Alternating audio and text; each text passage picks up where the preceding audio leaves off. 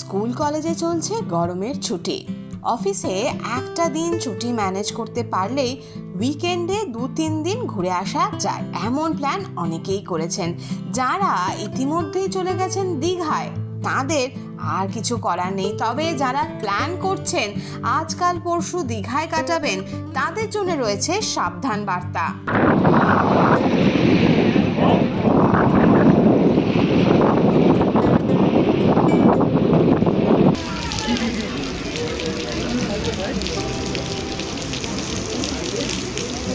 ভুলেও এই উইকেন্ডে দীঘায় যাবেন না, বেজায় সমস্যায় পড়বেন।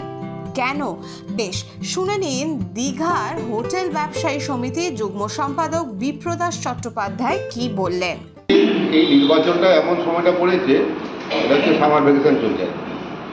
তো এখন সামার ভ্যাকেশনে প্রচুর লোক দীঘাতে আসে এবং কন্টিনিউ আছেও, আজকেও পর্যন্ত লোক আছে। কিন্তু প্রশাসন থেকে আগে ঘোষণা করেছে যে আজ থেকে 25 তারিখ পর্যন্ত কোনো লোক কোনো হোটেলে রাখা যাবে না। তো এখন প্রশাসনের নিয়ম মানতেই হবে, এটা উপায় নেই। আমাদের যেহেতু প্রশাসন বলেছেন, তবে আমাদের ক্ষতি হচ্ছে অনেকটা, যেহেতু একদম ভরা মৌসুমে এখন পর্যটকরা ভালো নামছিল। আজ থেকে আস্তে আস্তে সেটা ভাটা পড়ে আছে এবং আজ থেকে খালি করে আছে হোটেলগুলো।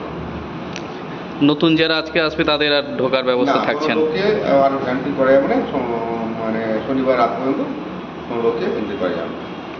কোনোভাবে কি মানে আপনারা মাইকিং বা কিছু নির্দেশিকা দিয়েছেন? আমরা করিনি, আমাদের এর সঙ্গে আমরা আমাদের যে ইয়ে আছে, আমাদের ফর্মলি আছে, আমাদের হোয়াটসঅ্যাপ গ্রুপ আছে, তাদের জানিয়ে দেওয়া হয়েছে। আর প্রশাসন মাইকিং করে বলে দিয়েছে, তাহলে সবাই জেনে গেছে।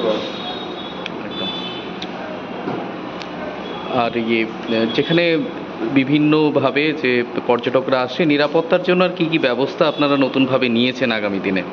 না, এখন তো পুলিশ তো যথেষ্ট সচেতন আছে এবং সমস্ত জায়গায় পুলিশ টহলদারি চলছে। আর যেহেতু নির্বাচন সময় প্যারামিলিটারি ফোর্স কটা এলাকায় ঘুরে আছে এবং টহল দিচ্ছে, তো এখানে আর নিরাপত্তা হওয়ার কোনো ইয়ে নেই, সুযোগ নেই, সবাই ঠিকই আছে।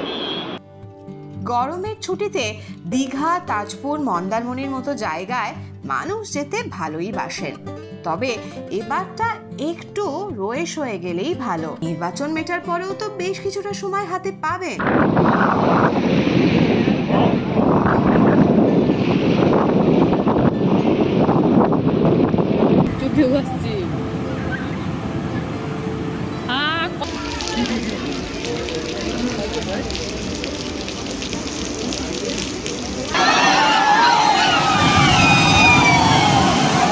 নির্বাচন সংক্রান্ত সব খবরে আপডেটেড থাকতে আপনাদের নজর থাকুক এই সময় ডিজিটালে।